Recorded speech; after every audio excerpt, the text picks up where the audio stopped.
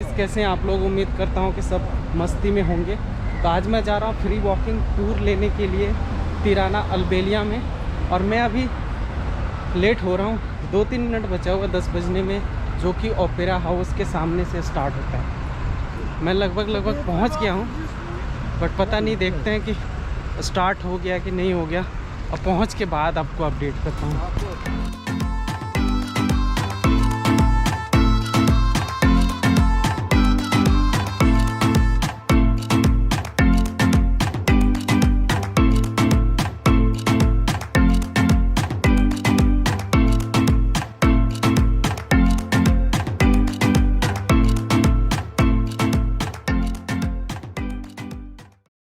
That's the main reason why I split the groups in smaller ones.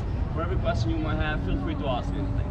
Not just about the history of the country, way of life, things that you notice, places that you want to visit, bus stations, restaurants, everything you want to know. As much as I can, I'm more than happy to share the information with you.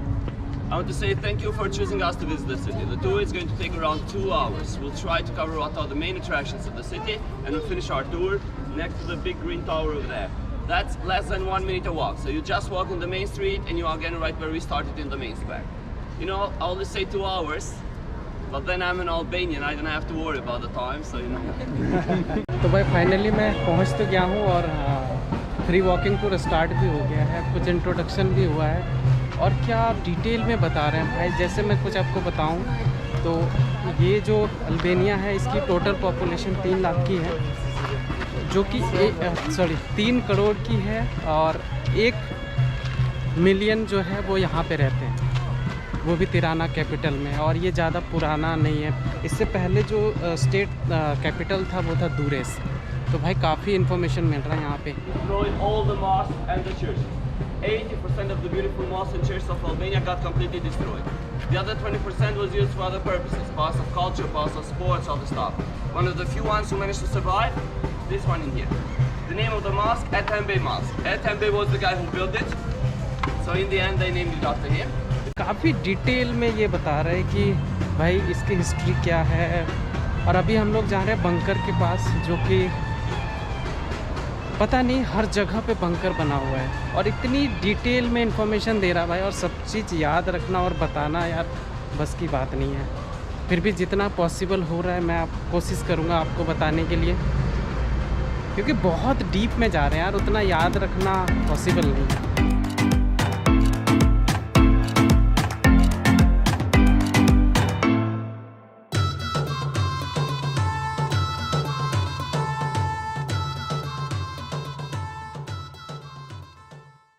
भाई काफ़ी information मिल रहा है भाई, deep information मिल रहा है, और आधा तो सर से ऊपर से जा रहा है, क्योंकि यार उतनी चीज़ों को याद रखना अपने बस की बात नहीं है भाई। ये जो आप जो पीछे देख रहे हैं ना आप, तीनों में से जो बीच वाला है ना, ये आप देखो, ये लेनिन की है। तभी ये 2 घंटे का भाई फ्री वॉकिंग टूर है, जो कि काफ़ी इन्फॉर्मेटिव है। और अगर आपको बहुत डीप में जाना है ना, तो आप ये हाईली रिकमेंड है, आप ये ज़रूर, अगर आप कभी भी अल्बेनिया तिराना में आते हो ना, तो आपको करना चाहिए। फ्री वॉकिंग टूर है, ट्रिप के एंड होने पे आप की जो इच्छा हो आप दे सकते हो। Details. If you want to compare communism here with another country, really, please feel free to interrupt me. I'm more than happy to explain. Another important thing is that communism collapsed in 1991. That's 30 years ago. But after all this time, we've never been able to deal with our communist past. In the sense, we don't have official versions. I cannot say to you, communism was good, communism was bad. I can give you my opinion, I can present you historical facts. My opinion is based on these facts, but in the end, it's just an opinion. From different people, you got to hear totally different stories. So how did it start? 7 April 1939. Mussolini attacked and conquered Albania.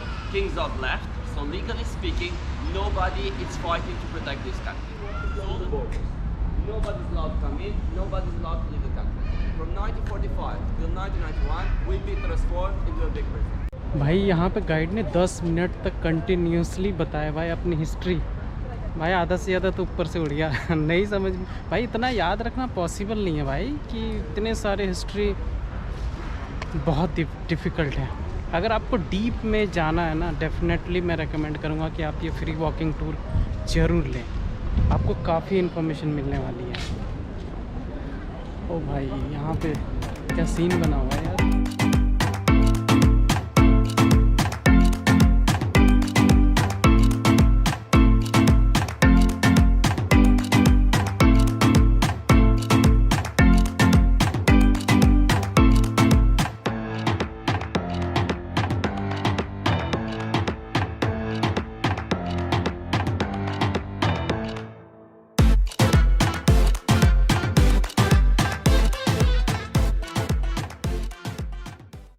Do not get disappointed. Let me present to you the castle of Tirana. Ta ta ta ta. Just the wall that you see in here. Now everything inside the wall or connected with the wall is nothing to do with the castle. It's total private property. As a settlement, the castle of Tirana was a very important one during the medieval times when the castle was used by the Toptani family to protect the houses that they had in the inside. Destroyed by the many wars that were happening around here, they just renovated this wall just to remember that Tirana had a castle. Now big castles, really big castles in Albania can be seen in Shkodra, in Kruja, in Berat and in Gjirokastra. The castle of Tirana, just this wall in here.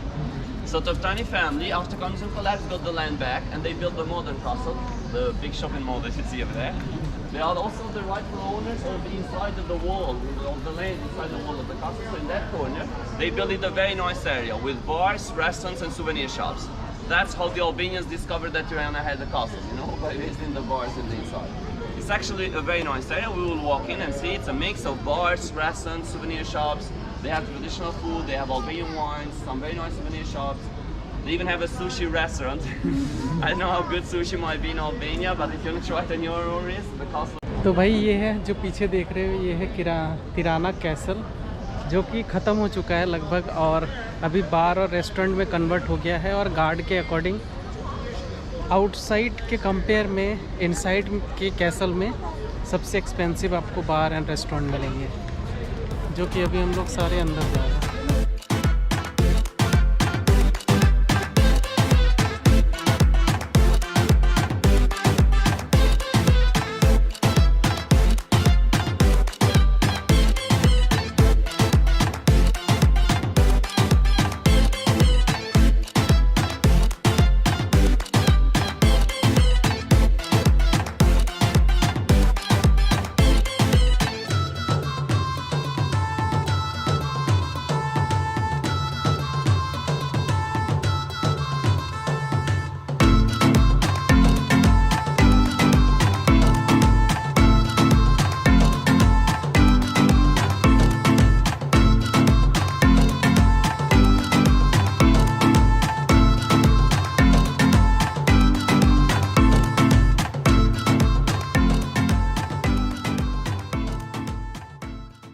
वाकई में यार castle के अंदर पे restaurant और बार खोल के रखा हुआ है और सारे लोग मज़े कर रहे हैं। और आज संडे का दिन है ना, तो सारे मस्ती कर रहे हैं यहाँ पे। और कितना सुंदर लग, कुछ ऐसा लग ही नहीं रहा कि भाई ये कैसल है। ये लग रहा है भाई कि स्पेशली बार रेस्टोरेंट के लिए बनाया गया है। हम लोग सिर्फ क्रॉस कर रहे हैं भाई, क्योंकि गाइड बोल रहा था भाई यहाँ पे सबसे एक्सपेंसिव मिलता है। तो बजट ट्रैवलर को यार एक्सपेंसिव चीज़ें पसंद नहीं आती। ज़्यादा बड़ा नहीं है यार, छोटा सा ये देखो गेट के पार पहुँचा। It's a very special one. Just you. You pay attention, you see those minarets over there? Those are part of the new mosque of Tirana. After communism collapsed, the Christian had a new church, the Orthodox a new cathedral. The only mosque that the Muslims were using, the small mosque in the city center. That's actually very, very small. So they really need a big one. But we cannot afford something like this, not with our money. So guess who's helping with the money? Turkey. Mr. Erdogan. So yes, it's quite big. Once finished, 5,000 people will be praying in the inside, 5,000 in the outside. So 10,000 people will be praying at the same time. Now the big question is, do we have 10,000 people who practice religion? No, we don't. But thinking for the future. It's called the Maza Mosque. The project started in 2012. It's not finished yet, so they're still working, so we cannot go in. And every time you ask to the guys who are working there when it's going to be finished, they say in January, but they never specify the year.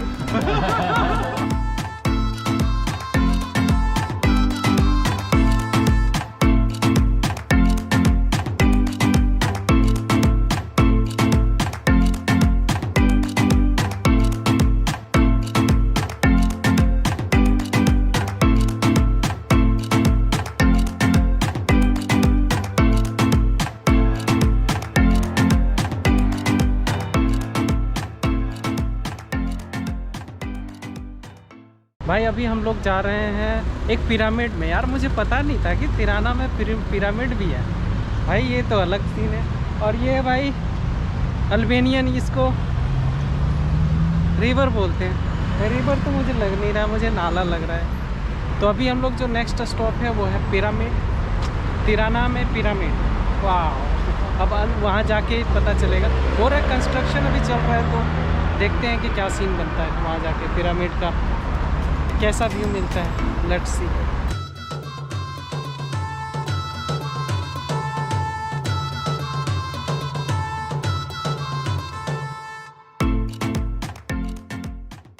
तो भाई हम लोग पहुंच गए हैं pyramid में। अभी construction चल रहा है, जो आप इधर देख रहे हैं साइड में, ये वाली, ये है भाई Tirana pyramid.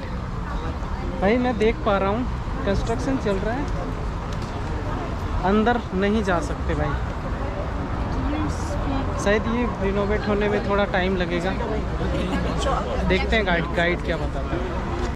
The building that you see on the other side of the street, that's what the local people of Albania call the Pyramid of Tirana.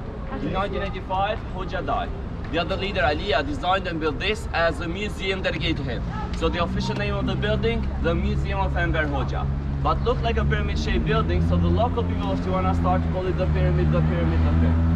तो भाई गाइड के अकॉर्डिंग अभी जो पिरामिड है इसका रिनोवेशन हो रहा है और इसको बनने में 2 साल लगेगा बता रहे हैं। पर गाइड बोल रहा है भाई 2 साल मत मान के चलो, 5 साल मान के चलो कि ये जो पिरामिड है ये बन के तैयार हो जाएगा रिनोवेट सही से, उसके बाद टूरिस्ट के लिए ओपन हो जाएगा। तो ऑफिशियली 2 साल, टूरिस्ट के अकॉर्डिंग 5 साल। पता नहीं मजाक कर रहे हैं या क्या कर रहे हैं, बट पूरा 2 साल बाद आओगे तो पता नहीं, बट 5 साल बाद आओगे तो हो सकता है कि ये पिरामिड बन के तैयार हो जाएगी। अच्छा दूर से तो लग नहीं रहा है पिरामिड, बट दिख रहा है ज़्यादा बड़ा है तो नहीं, यहाँ से तो थोड़ा छोटा दिख रहा है पर है थोड़ा बड़ा तो है भाई। नेक्स्ट स्टॉप जा रहे हैं बंकर, जो कि भाई आपको पहले ही बताया कि अल्बेनिया में हजारों संख्या में बंकर बने हुए हैं।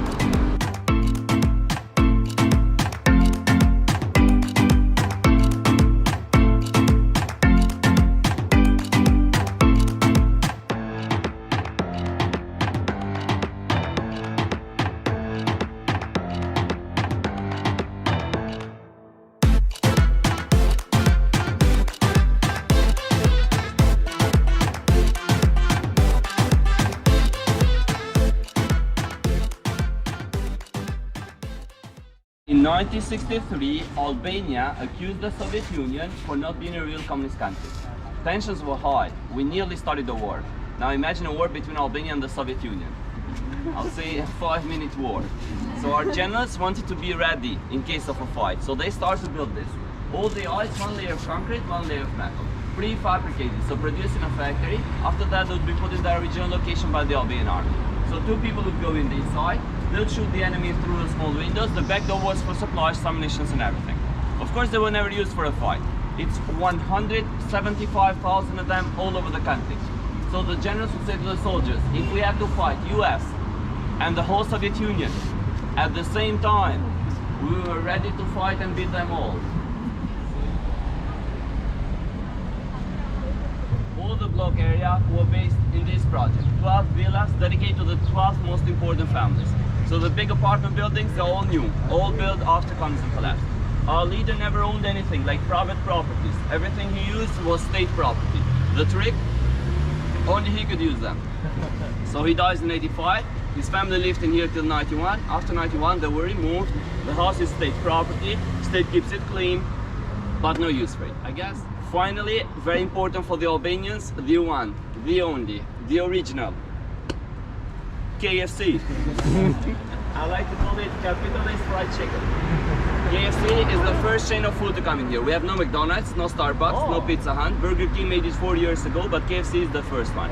And you know what's the biggest irony? He's smiling. And the reflection of his smile goes directly to the living room of the communist in this house. लॉकू एरिया जो है ये खासकर उन लोगों को बहुत ज़्यादा पसंद आएगा जो पीने खाने के शौकीन हैं। यहाँ पे बार, रेस्टोरेंट, पब बार, चाय, ड्रिंक, कॉफ़ी, बहुत सारे कैफ़ेज़ हैं। और ये जो एरिया है ये उन्हीं सब चीज़ों के लिए फेमस है। तो आप अगर कभी भी तिराना इसमें आते हो तो आप इस चीज़ का यहाँ पे मज़ा उठा सकते हो, काफ़ी मज़ा आएगा। वॉकिंग टूर ऑसम भाई, एक्सपीरियंस भी सही लग रहा है, इन्फॉर्मेशन भी सही मिल रहा है। सही है भाई, स्टार्टिंग ऐसे ही होना चाहिए किसी कंट्री का, ताकि पता चले कि क्या है इस कंट्री के बारे में, क्या हिस्ट्री है, सारा डिटेल सही पता चल रहा है जब।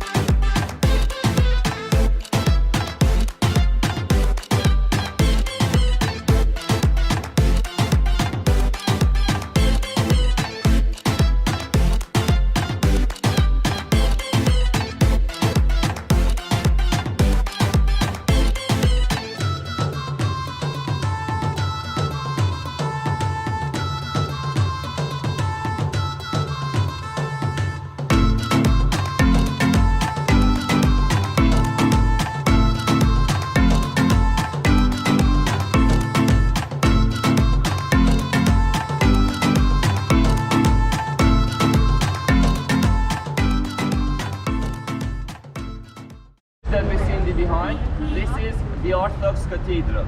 Now, when it comes to an Orthodox religion, every single country of the region has its own independent church.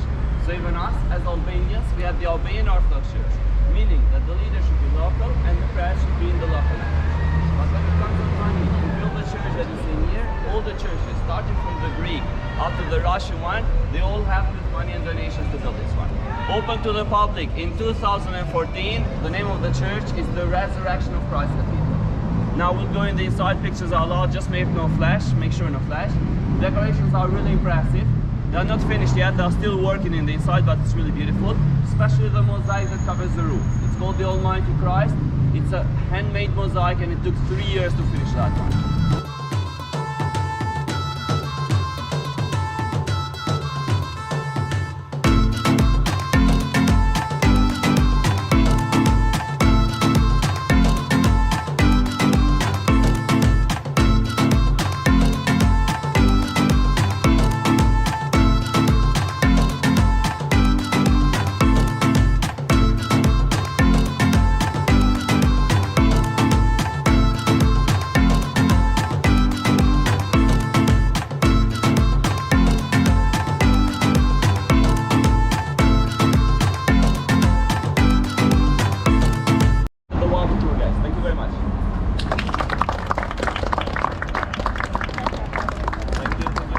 भाई आप मेरे जो पीछे देख रहे हो ये है ऑर्थोडॉक्स कैथेड्रल, जो आपने नज़ारा तो देख ही लिया होगा कि कितना प्यारा लग रहा है। तो ये जो वॉकिंग टूर है 12 बज चुके हैं, तो ये इस वॉकिंग टूर की समाप्ति हो चुकी है। तो भाई वॉकिंग टूर ऑसम एक्सपीरियंस था, बहुत कुछ जानने को मिला, बहुत कुछ सीखने को मिला। और एक तरह से डीप अगर आप देखो ना कि कहीं पे भी आप जाते हो, अगर वॉकिंग टूर का मौका मिले ना तो करना चाहिए, क्योंकि बहुत सारी चीज़ें हैं जो ऐसे अगर आप घूमोगे तो नहीं पता चलेगा। तो बहुत सारी चीज़ें मुझे पता चली जो मैं एक्सप्लेन तो नहीं कर पाया, जितना हो पाया मैं ट्राई करा, बट बहुत सारी चीज़ें यार कितने एक्सप्लेन करूँगा। तो अगर आप यहाँ पे आओ तो डेफिनेटली रेकमेंड है, आप इस फ्री टूर का मज़ा आप ले सकते हो। आपको ये फ्री वॉकिंग टूर मज़ा आया होगा। अगर मज़ा आया होगा तो लाइक करें, शेयर करें, सब्सक्राइब करें। And see you in another vlog. Bye bye. Take care.